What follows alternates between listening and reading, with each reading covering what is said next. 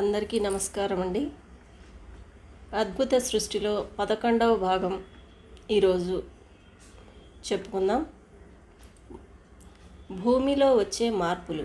కొత్త ప్రపంచం వ్యవస్థల సృష్టి అమలు కొనసాగడం జరుగుతుంది. సరికొత్త ప్రభుత్వాలు ఏర్పడతాయి. కొత్త ఆర్థిక వ్యవస్థ ఏర్పడుతుంది. మెరుగైన విద్యా సంస్థలు, మెరుగైన ఆహార వ్యవస్థలు, వనరుల కేటాయింపులు మొదలైనవి ఉనికిలోకి వస్తాయి. భూమి అసెన్షన్ చివరి దశ కొరకు DNA 12వ స్థాయి దీక్షకు చేపడుతుంది. తద్వారా అందరూ ఆనందంగా, సమానత్వం, సామరస్యంతో ఉంటారు. జనులు కాంతి గ్రిడ్లను అనుసంధానం చేయబడి గ్రహంపై ఉన్న మానవాళి అంతా దైవిక ప్రణాళిక అయిన చివరి దశకు చేరుకుని మరింత కీర్తి ప్రకాశంతో, కాంతితో అనుసంధానమై ప్రకాశిస్తూ ఉంటారు. గ్రహం కాంతిని మరింత స్వీకరిస్తూ తన స్థాయిని అభివృద్ధి పరుచుకుంటూ మల్టీ స్టార్ సిస్టంలోకి వెళుతుంది. ఇక్కడ ప్రతి ఒక్కరూ లైట్ బాడీగా, మరి ఆత్మ యొక్క పూర్తి స్థాయి శక్తితో ప్రతిబింబిస్తూ ఉంటారు. జాన్మీహిన్ రాసిన ఇన్ రెసోనెన్స్ పుస్తకం నుండి భౌతిక స్థాయిలో 12 లెవెల్స్లో మార్పులు జరిగిన తరువాత మన 7 దేహాలు 7 కాంతి శరీరాలుగా అభివృద్ధి చెందుతూ ఆ స్థాయిలో మూలం వరకు విస్తరిస్తూ విశ్వవ్యాప్తమై మనల్ని విశ్వమానవునిగా, దైవిక జీవిగా మారుతారు. ఈ దేహం అమరదేహం అవుతుంది. అన్నమయ కోసం ప్లానెటరీ లైట్ బాడీగా మారుతుంది. ప్రాణమయ కోసం సోలార్ లైట్ బాడీగా మారుతుంది. మనోమయ కోసం ఇంటర్సెల్లార్ లైట్ బాడీగా మారుతుంది. విజ్ఞానమయ కోసం గెలాక్టిక్ లైట్ బాడీ. ఆనందమయ కోసం ఇంటర్గెలాక్టిక్ లైట్ బాడీ. విశ్వమయ కోసం యూనివర్సల్ లైట్ బాడీ. నిర్వాణమయ కోసం మల్టీ యూనివర్సల్ లైట్ బాడీ స్థాయికి ఎదిగి మనం అమరులుగా మారుతాం. ఈ దేహం అమరదేహం అవుతుంది. ఈ భూమి మీద ఉంటూనే విశ్వ కార్యక్రమాలు అన్నింటికీ బాధ్యత వహిస్తాం. డివైన్ గైడ్, విశ్వమానవునిగా, విశ్వ మార్గదర్శకులుగా మారతాం. ఉదాహరణకు మహావతార్ బాబాజీ యాక్టివేషన్ జరిగేటప్పుడు మన 7 శరీరాల్లో వచ్చే మార్పులు ఎలా ఉంటాయంటే, ప్లానెటరీ లైట్ బాడీ యాక్టివేషన్. మన అన్నమయ కోశంలోకి అధిక కాంతి ప్రవేశిస్తుంది. భౌతిక దేహానికి సంబంధించిన 7 చక్రాల్లోకి భగవంతుని కాంతి నింపబడి 1 నుండి 6 ప్రోగుల DNA యాక్టివేషన్లోకి తీసుకురాబడుతుంది. ఇందులో ఉన్న 12 అగ్ని అక్షరాలు యాక్టివేషన్లోకి వస్తాయి. శరీరం లోపల బయట కాంతితో నింపబడి మన చుట్టూ 1.8 మీటర్ల వరకు బంగారు రంగు కాంతి వలయం ఏర్పడుతుంది. కాంతి దేహంతో కూడుకున్న ఫ్లోరోసెంట్ ట్యూబ్ మన యొక్క సహస్రార చక్రం నుండి ఏర్పడుతుంది. మన యొక్క ఆరా, శరీరం, చక్రాసు, అణువులు, పరమాణువులు అన్నీ కాంతితో నింపబడి ప్లానెటరీ లైట్ బాడీ యాక్టివేషన్లోకి వస్తుంది. అన్నమయ కోసం ప్లానెటరీ లైట్ బాడీగా మారుతుంది. మన ప్లానెటరీ స్థాయికి ఎదుగుతాం. ఇక రెండవది సోలార్ లైట్ బాడీ. ప్రాణమయ కోసం సోలార్ లైట్ బాడీగా మారుతుంది. 7వ ప్రోగు DNA యాక్టివేషన్లోకి వస్తుంది. ఇందులో ఉన్న 12 అగ్ని అక్షరాలు యాక్టివేషన్లోకి వస్తాయి. 8 నుండి 15 చక్రాలు యాక్టివేషన్లోకి వచ్చి నీలిరంగు, గులాబీ రంగు కలిసిన బంగారు రంగు కాంతితో శరీరం అంతా నింపబడుతుంది. భగవంతుని యొక్క ప్రేమ, జ్ఞానం, కాంతి శరీరం అంతా వ్యాపించి 2వ దేహమైన ప్రాణమయ కోసం సోలార్ లైట్ బాడీగా మారుతుంది. దీని వలన మన యొక్క భౌతిక స్థాయి మనం ఏ సూర్య కుటుంబంలో ఉన్నామో ఆ స్థాయికి ఎదుగుతుంది. Intercellular light body activation. 3వ దేహం అయిన మనోమయ కోసం ఇంటర్సెల్లార్ లైట్ బాడీగా మారుతుంది. 8వ పోగు DNA యాక్టివేషన్లోకి వస్తుంది. ఇందులో ఉన్న 12 అగ్ని అక్షరాలు యాక్టివేషన్లోకి వస్తాయి. 15 నుండి 22 చక్రాలు యాక్టివేషన్లోకి తీసుకురాబడతాయి. గ్రీన్, వైలెట్, బంగారు రంగు కాంతితో మీ ఆరా 2.5 మీటర్ల వరకు పెరుగుతుంది. కాంతితో కూడుకున్న 4 సైట్ పిరమిడ్స్ శరీరంలో జాయిన్ అవుతాయి. మన యొక్క ఆరా చుట్టూ ఒక గొప్ప కాంతిగోళం ఏర్పడుతుంది. అది మన చుట్టూ రొటేట్ అవుతూ ఉంటుంది. దీని కారణంగా మూడవ దేహం మనోమయ కోసం ఇంటర్సెల్లార్ లైట్ బాడీగా మారుతుంది. దీని వలన మన సౌర కుటుంబంతో సమానమైన సౌర కుటుంబాల స్థాయికి మనం ఎదుగుతాం. ఇక 4వ బాడీ అయిన గెలాక్టిక్ లైట్ బాడీ యాక్టివేషన్. 4వ దేహమైన విజ్ఞానమయ కోసం గెలాక్టిక్ లైట్ బాడీగా మారుతుంది. 9వ పోగు DNA యాక్టివేషన్ జరుగుతుంది. ఇందులో ఉన్న 12 అగ్ని అక్షరాలు యాక్టివేషన్లోకి తీసుకురాబడతాయి. మన యొక్క హృదయ ద్వారం నుండి విశ్వంలో ఉన్న పోర్టల్కి భూమిలో ఉన్న కోర్ ఎనర్జీకి కనెక్షన్ అవుతుంది. భూమి యొక్క పోర్టల్ ఓపెన్ చేయబడతాయి. మన చుట్టూ వెండి బంగారు రంగు కాంతితో తిరుగుతున్న బంగారు రంగు కాంతిగోళం ఏర్పడుతుంది. 3వ డైమెన్షన్కి సంబంధించిన షడ్భుజి నక్షత్రం ఏర్పడుతుంది. ఈ 6 ముఖాలను అనుసంధానం చేసుకొని ఒక్కొక్క కోణానికి 4 కోణాలు చొప్పున ఏర్పడతాయి. నీలి ఆకుపచ్చ కలర్తో కూడుకున్న లైట్ యొక్క ఫ్లోరోసెంట్ ట్యూబ్. ఇది హృదయ చక్రం నుండి శరీరం అంతా వ్యాపిస్తుంది. ఇది స్త్రీలలో వేరుగా పురుషుల్లో వేరువేరుగా ఉంటాయి. గెలాక్సీ స్థాయిలో మన యొక్క శక్తి శరీరం స్థిరీకరించేందుకు సహకరిస్తుంది. ఇది అన్ని డైమెన్షనల్ స్థాయిలో మనకు అందిన బహుమతి. 9వ ప్రోగు DNA అందులోని అగ్ని అక్షరాలు యాక్టివేషన్లోకి వస్తాయి. 9వ స్టాండ్ DNA యాక్టివేషన్లో అనేది ఈథర్ రికార్డ్ని తిరిగి రాయడమే. గెలాక్టిక్ లైట్ బాడీ యాక్టివేషన్ ద్వారా మన యొక్క శక్తి శరీరం మనం ఉన్న గెలాక్సీ స్థాయికి ఎదుగుతాం. Intergalactic light body activation. మన 5వ శరీరమైన ఆనందమయ కోసం ఇంటర్ గెలాక్టిక్ లైట్ బాడీగా మారుతుంది. ఇక్కడ 10వ ప్రోగు DNA యాక్టివేషన్లోకి వస్తుంది. 29 నుండి 35 చక్రాలు యాక్టివేషన్లోకి తీసుకురాబడతాయి. భగవంతుని దివ్యశక్తి మన 5వ శరీరంలోకి ప్రవేశిస్తుంది. మనకు 7వ డైమెన్షన్ పోర్టల్తో కనెక్షన్ దొరుకుతుంది. 5 సమబాహు త్రిభుజాలు ఏర్పడతాయి. 20 ముఖాలు కలిగిన గోళం మన చుట్టూ ఏర్పడుతుంది.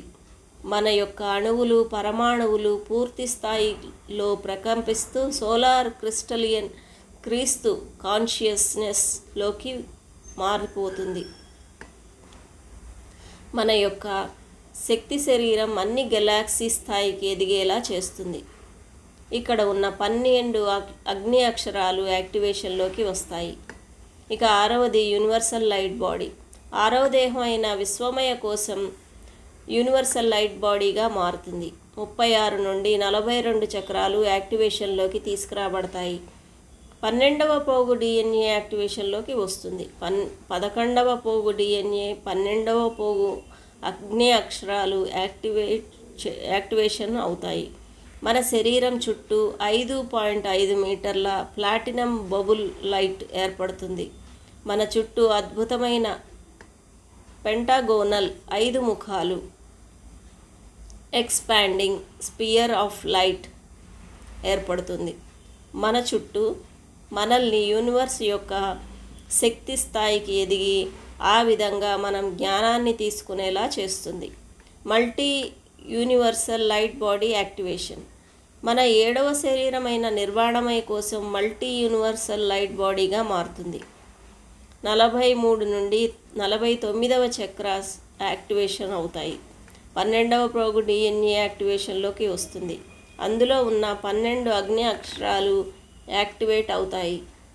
9వ డైమెన్షనల్ పోర్టల్ నుండి 12వ డైమెన్షనల్ పోర్టల్ వరకు కనెక్షన్ దొరుకుతుంది. 7.2 మీటర్లు వరకు డైమండ్ కాంతి గోళం మన నుండి ఏర్పడుతుంది. ఇది ఒక గోల్డెన్ ఫ్లవర్లా తయారవుతుంది. ఇది ఇంకా పెరుగుతూ 16.5 మీటర్ల వరకు అంతకన్నా ఎక్కువ స్థాయి వరకు మన ఆరా పెరిగేలా చేస్తుంది. మన చుట్టూ హ్యామరింగ్ లైట్ లాంటి డైమండ్ గోళం తయారవుతుంది. ఈ డైమండ్ గోళం యొక్క 12 కిరణాలు మన యొక్క ప్రతి అణువులోనూ ఏర్పడతాయి. దీని ద్వారా మన 50వ చక్రం అయిన సహస్రార చక్రం యాక్టివేషన్లోకి వస్తుంది. దీని నుండి వస్తున్న మల్టీ గోల్డెన్ కాంతి ద్వారా శరీరంలోని పీనియల్, పిట్యూటరీ, హైపోథలామస్ గ్రంథులు యాక్టివేషన్లోకి వస్తాయి. వీటి ద్వారా మూలం యొక్క సోలార్ ఎనర్జీ కాన్షియస్నెస్ పూర్తిగా ప్రతి అణు పరమాణువులతో నింపబడుతుంది. మనల్ని మూలం యొక్క కాన్షియస్నెస్లోకి తీసుకుని వెళుతుంది. మల్టీ యూనివర్సల్ స్థాయికి ఎదిగేలా చేస్తుంది. దివ్య జ్ఞానంతో విశ్వమానవునిగా కాంతి శరీరంతో వెలుగొందుతాం. పూర్తి చైతన్యంతో ఐయామ్ ప్రెజెన్స్గా ఎదుగుతాం. అహం బ్రహ్మాస్మి స్థితికి నిరంతరం పొందుతాం. ధ్యాన ప్రక్రియ. ప్రశాంతంగా కూర్చుని దీర్ఘశ్వాసను తీసుకుందాం. గుండె సెంటర్ పాయింట్ దగ్గర దృష్టిని నిలిపి దీర్ఘంగా శ్వాసిస్తూ అలా నిలిచి ఉందాం. అప్పుడు మీ యొక్క చక్రాస్ అన్నీ ఓపెన్ అవుతాయి. భూమి స్టార్ చక్రాతోనూ ఆత్మ స్టార్ చక్రాతోనూ కనెక్షన్ ఏర్పడాలని కోరుకుందాం. శరీరంలోని అన్ని చక్రాలు ఏకస్థితిలోకి రావాలని కోరుకుందాం. కాస్మోస్లో ఉన్న కాస్మిక్ హార్ట్ చక్రాతో భూమి యొక్క కేంద్ర క్రిస్టల్తోనూ అనుసంధానం అవ్వాలని కోరుకుందాం. ఆర్కేంజెల్ మైఖేల్ని ఇన్వైట్ చేద్దాం. నా యొక్క సహస్రార చక్రం ఓపెన్ చేసి విశ్వశక్తి అయిన సోలార్ రేడియేషన్ నా లోపలికి రావాలని ప్రార్థిస్తున్నాను. ఆ యొక్క శక్తి తరంగాలు నా యొక్క శరీరమంతా వ్యాపించి నా దేహాన్ని కాంతి దేహంగా మార్చాలి. నా యొక్క సోల్ చక్ర ఓపెన్ అయ్యి మరింతగా విశ్వకాంతి నా శరీరంలోకి ప్రవేశించాలి. నా యొక్క 7 శరీరాల్లోని కాంతి విస్తరించి 7 శరీరాలన్నీ కాంతిగా మారిపోవాలి. నా శరీరాల నుండి కాంతి విశ్వమంతా వ్యాపించాలి. ఆ కాంతి విశ్వశక్తితో కలిపి తిరిగి నా యొక్క భౌతిక దేహంలోని అన్ని అవయవాల్లో నిండిపోవాలి. నా శరీరం లోపల ఉన్న డిఎన్ఏలో ఉన్న జీన్స్ అన్నీ కూడా అత్యంత ప్రభావవంతంగా తమ యొక్క జ్ఞానాన్ని తిరిగి పొందాలి. నా 12 ప్రోగులు యాక్టివేషన్లోకి రావాలి. 12 ప్రోగులతో ఉన్న 12 అగ్ని అక్షరాలు పూర్తి స్థాయిలో యాక్టివేషన్లోకి రాబడాలి. నా యొక్క 49 చక్రాలు కూడా సంపూర్ణంగా యాక్టివేషన్లోకి వస్తున్నాయి. నా యొక్క పీనియల్ గ్రంథి, పిట్యూటరీ గ్రంథి, హైపోథలామస్ గ్రంథి సంపూర్ణంగా యాక్టివేషన్లోకి వస్తూ తమ యొక్క స్థితులను విశ్వకాంతితో మార్చుకుంటూ నన్ను విశ్వమానవుడిగా అహం బ్రహ్మాస్మి స్థితిలో నిరంతరం వెలుగొందుతూ సకల జీవరాశిని జాగృతిపరుస్తూ మిగిలిన అన్ని లోకాలకు ఆదర్శప్రాయునిగా ఉంటూ శక్తి మానవుడిగా, దైవమానవుడిగా తయారవ్వాలని కోరుకుంటున్నాను. ఇది ఇలాగే జరగాలి. తదాస్తు. ఇందుకు సహకరించిన నా గురువు బ్రహ్మర్షి పితామహ పత్రిజీకి, ఆర్కేంజెల్ మైఖేల్కి, ఆస్ట్రల్ మాస్టర్స్కి నా ధన్యవాదాలు తెలియజేసుకుంటున్నాను. ఇక యోగం గురించి తెలుసుకుందాం. శివ ప్లస్ శక్తి = ఈశ్వర అంటే జంట జ్వాల. చైతన్యం మరియు శక్తి కలిసి ఈశ్వర స్వరూపంగా పిలువబడుతుంది. శివ అంటే పురుషుడు, శక్తి అంటే స్త్రీ. ఉత్తేజితపరిచే శక్తి మరి పవర్ మానసిక శక్తి. ఎక్కడ అయితే మానసిక శక్తి ఉత్తేజాన్ని పొందుతుందో అక్కడ శారీరక శక్తి తన బలాన్ని చూపిస్తుంది. పురుషుడు అంటే చైతన్యం, మరి స్త్రీ అంటే శక్తి లేదా ప్రకృతి. కాన్షియస్నెస్ మరి ఎనర్జీని కలిపితే ఈశ్వరుడు. ఈశ్వరుడు అంటే మూల చైతన్యం. ఇక్కడి నుండి త్రిమూర్తులు ఎన్నో లోకాలు సృష్టించబడ్డాయి. ఈశ్వర అనేది సర్వవ్యాపకమైనది మరి నిరాకారమైనది. పురుషుడు అంటే ఆత్మ, స్త్రీ అంటే ప్రకృతి. వీరి ఇద్దరి కలయికను ప్రకృతి పురుషుడు కలయిక అంటారు. ఆత్మ ప్రకృతి మిళితమై ఈశ్వర శక్తి ప్రకటితమవుతుంది. శివశక్తి అనేది నాణ్యం యొక్క రెండు రూపాలు. శరీరంలో ఎడమవైపు శక్తి, కుడివైపు శివుడు. దీనినే అర్ధనారీశ్వర తత్వం అంటారు. సృష్టి యొక్క ఆదిమ సూత్రాన్ని విభజించడం వల్ల ద్వంద్వత్వం అనేది ఉనికిలోకి వచ్చింది. ఇది ఒక బలమైన శక్తిగా మారిపోయింది. ఇప్పుడు ఇది ఏకం కావడానికి మరింతగా కృషి చేయవలసి వస్తుంది. శివుడు శక్తితో కలిస్తేనే చర్య అనేది జరుగుతుంది, కదలిక జరుగుతుంది, సృష్టి తలెత్తుతుంది. శక్తి స్పృహ కలిసే వరకు అది అజ్ఞానంగా, అస్తవ్యస్తంగా, లక్ష్యం లేని విధంగా, గుడ్డితనంగా ఉంటుంది. శక్తి ఒక్కటే దేనిని తయారు చేయలేదు, అలాగే చైతన్యం ఒకటి ఏమీ తయారు చేయలేదు. శక్తికి చైతన్యం కంటెంట్, రూపం మరియు దిశానిర్దేశం చేస్తుంది. శక్తి లేని చైతన్యం నిర్ద్రాణమైన శక్తి. ఇది స్వయంగా ఏమీ చేయలేదు. పురుషుడు లేని ప్రకృతి ఏమీ సృష్టించలేనట్లే ప్రకృతి లేని పురుషుడు ఏమీ సృష్టించలేడు. ప్రకృతి పురుషుల కలయిక అంటే లైంగికత కాదు, ఇది ఆధ్యాత్మికత, దైవిక చైతన్య కలయిక. అందరూ దీనిని తప్పక అర్థం చేసుకుంటారు. శివుడు శక్తి అనేది రెండు మన దేహంలోనే ఉంటాయి. ప్రతి ఒక్కరిలో స్త్రీ పురుష తత్వాలు, శక్తులు ఉంటాయి. శరీరంలో ఎడమ భాగం స్త్రీ అయితే కుడి భాగం పురుషుడు. ఎప్పుడైతే మనలో ఉన్న శివశక్తులు సమస్థితిలో ఉంటాయో అప్పుడు స్త్రీ పురుషుని వైపు, పురుషుడు స్త్రీ వైపు ఆకర్షితులు అవుతూ ఉంటారు. స్త్రీలో కేవలం స్త్రీతత్వం, పురుషుల్లో కేవలం పురుషతత్వం ఉంటే వారు స్వలింగ భాగస్వామికి ప్రాధాన్యత ఇస్తారు. శివుడు సహస్రారంలో, శక్తి మూలాధార చక్రంలో నివసిస్తూ ఉంటారు. శక్తి ప్రవాహం జరిగి, కుండలిని జాగృతి జరిగి పైకి ప్రవహించి చైతన్యం కలిసినప్పుడు జ్ఞానం ఒక్కటిగా పరిణమించి అనంత చైతన్యంలోకి మారుతారు. ఒక్కసారి ఈ అనుభవాన్ని పొందిన తరువాత మనలో ఏ ఒక్క కోరిక ఉద్భవించదు. సంపూర్ణ స్పృహతో భేదాలు అనేది ఉండవు. దీనివలన దుఃఖం నశిస్తుంది. జీవులకు నిత్యం ఆనందం, షరతులు లేని ప్రేమ, అపరిమిత కరుణ, సంపూర్ణ అవగాహన ఏర్పడతాయి. చైతన్యం భౌతిక శరీరంతో అనుసంధానించబడిన తరువాత అది ఎక్కువ సమయం సహస్రారంలో నిలవలేదు.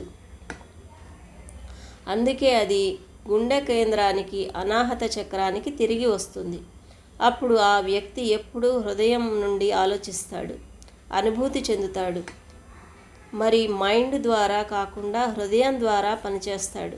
శాశ్వతమైన ప్రేమ, శాశ్వతమైన ఆనందంలో నిక్షిప్తమై ఆ వ్యక్తి ఎల్లప్పుడూ అమరత్వం, ఆనందం యొక్క మహాసముద్రం గురించిన స్పృహలో ఉంటాడు.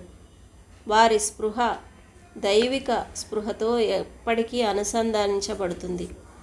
శక్తి అనేది దైవత్వం యొక్క తల్లి ప్రేమ. ఇది మన చుట్టూ వెచ్చదనం, శ్రద్ధ మరియు రక్షణను కల్పిస్తుంది. శివ మనకు స్పష్టతను, మరి జ్ఞానం, స్పష్టత అనేది పితృప్రేమను అందిస్తుంది. మనలో ఉన్న శివశక్తులు, శక్తి చైతన్యాలు మనల్ని మరింత స్పృహతో, జ్ఞానంతో, ప్రేమతో మరింతగా జాగృతపరుస్తూ నిరంతరం ఆశీర్వాదం ఇస్తూ ఉంటాయి.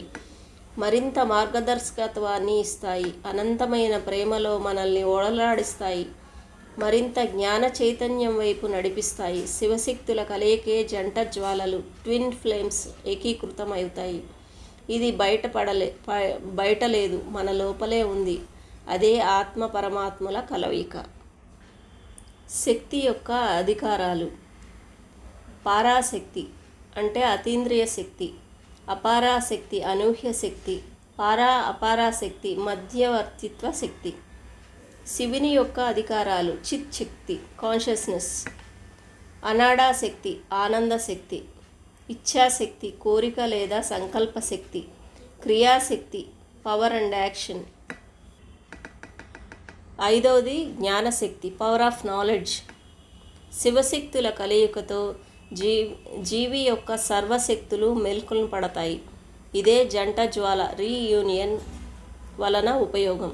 జంట జ్వాల రీయూనియన్ అంటే యూనివర్స్ యొక్క శక్తి మూలాధారంలో ఉన్న చైతన్యంతో కలిసి హృదయ చక్రం వద్ద ప్రేమగా మార్చుకుని పరివర్తనం చెందడం. Thank you masters. ఈ రోజుతో అద్భుత సృష్టి అనే ఈ పుస్తకం కంప్లీట్ అయిపోయింది. Thank you so much. మన పుట్టుక వెనకాల ఇంత చరిత్ర ఉంది, మనం సాధించాల్సింది ఎంత ఉందో ఈ పుస్తకం ద్వారా మనకి అర్థం చేసుకోవచ్చు. ఈ శివశక్తుల కలయిక మన ఈశ్వర తత్వాన్ని పొందే వరకు మన ప్రయాణం, ఆత్మ ప్రయాణం సాగుతూనే ఉంటుంది. Thank you so much. మరి మన నిరంతర ధ్యానము, సాధన మనల్ని ఉన్నత స్థితికి, ఉత్తమ స్థితికి చేర్చుతాయి.